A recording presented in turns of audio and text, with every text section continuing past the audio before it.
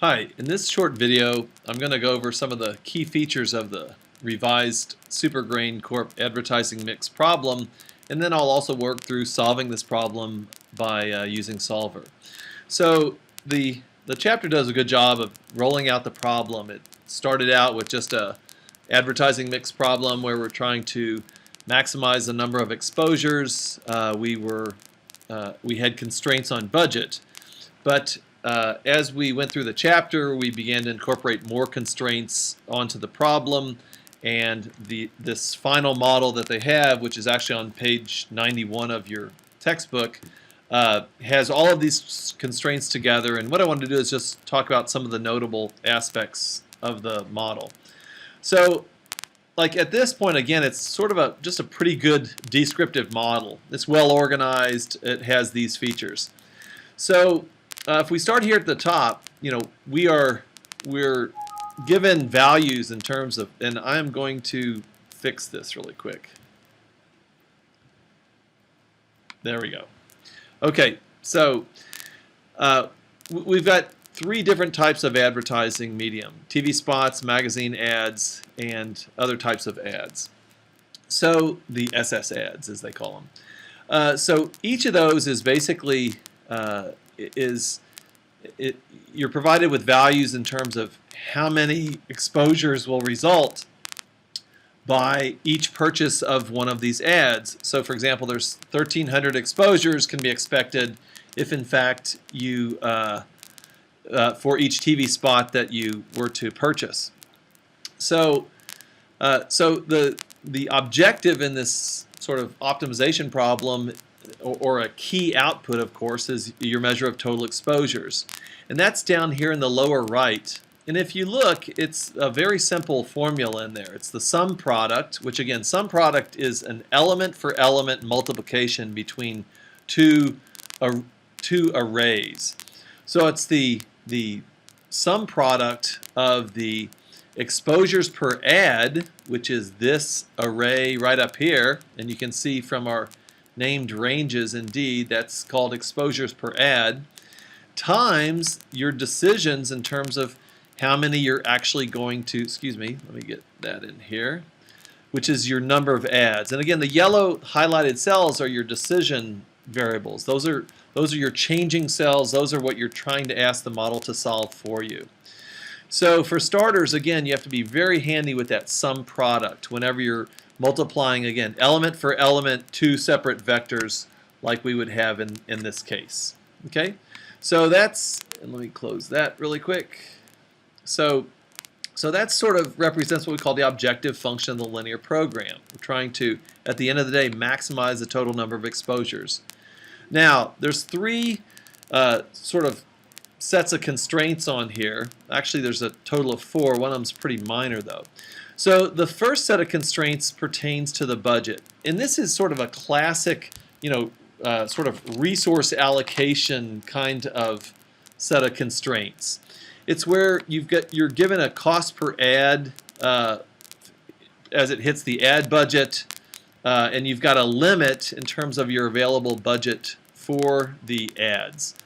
And so this constraint says, look, whatever you do, here's the cost per ad, and depending on how many ads that you are going to use for each one, that's going to result in a final amount of budget that's going to be spent. And so we've got a cap of $4,000 on your ad budget and a cap of $1,000 on your planning budget.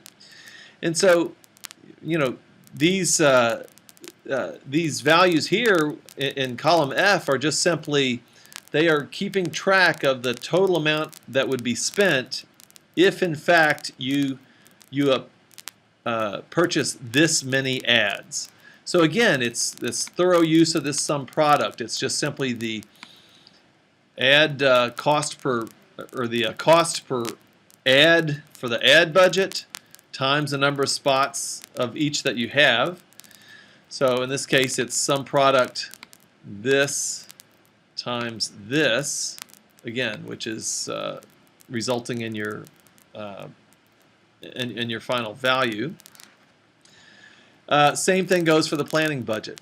So you've got these two, which again, they're just descriptively keeping track of how much of the respective budgets you would be spending if in fact you were to launch the number of ads illustrated in the yellow changing cells.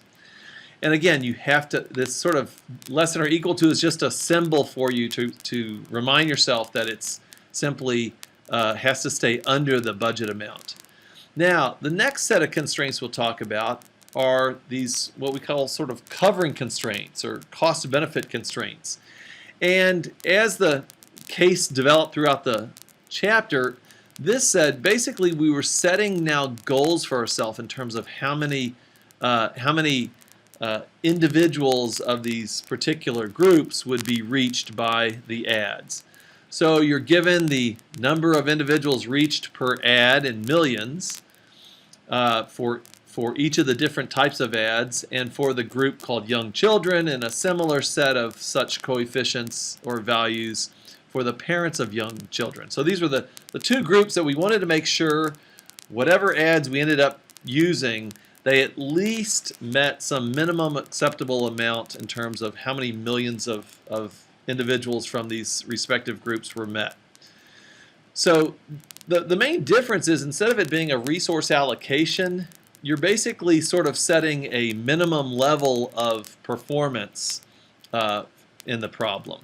So again, the first set of constraints was an upper bound constraint on the amount of budget that could be used. This middle set of constraints is a lower bound in terms of the minimum acceptable amounts that must be reached.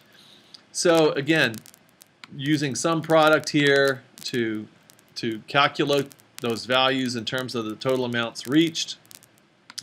And then the third set of constraints here is this coupon redemption per ad.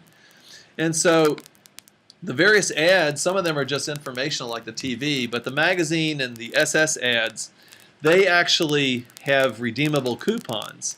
And so what they are adding here is a constraint that says, you know what, the total amount that's redeemed from the result of these ads must strictly be equal to. It's a fixed amount that it must be equal to.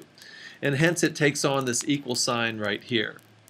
So, and again, it's a use of a sum product between these values for redemption, element for element, times the decision variables given there in yellow. So those are three sort of main groups of constraints. One's less than or equal to, one's greater than or equal to, and one's firmly equal to.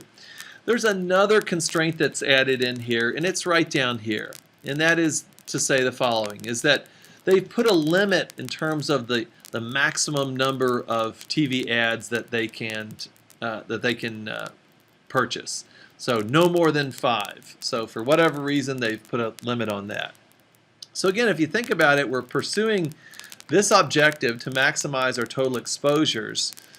We are trying to decide exactly how many ads of each type to purchase, and we've got these sets of constraints that keep us honest with respect to budget, make sure we achieve at least what we're looking for in terms of number reached, and also it makes sure we fully exhaust the amount we're planning for coupon redemption.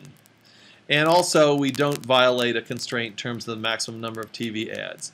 So up to this point, it's just a nice, descriptive model. I mean, we could propose, 4 TV spots, 12 magazine ads, and 6 SS ads or whatever.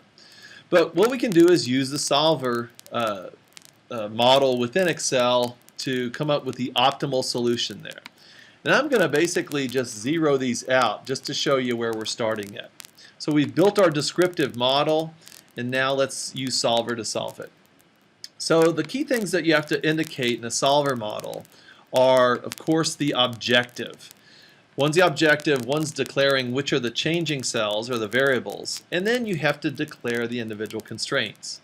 So our objective cell is that number of impressions, that total number of impressions. It's the total exposure. So all I've done is I've now clicked in that box and gone in and clicked on that particular cell. The changing cells are those, again, the cells that declare the number of each of the various ads that we're going to purchase. So in that case, I'm going to grab those three right there. And by the way, I left the objective to be one of max because, again, we are trying to maximize the total amount of exposures. But now we can add the respective constraints. I'm going to have to move this a little bit. Well, it should hopefully. So I'm going to add a constraint. And this constraint, I'm going to add the first set of constraints, which is the following.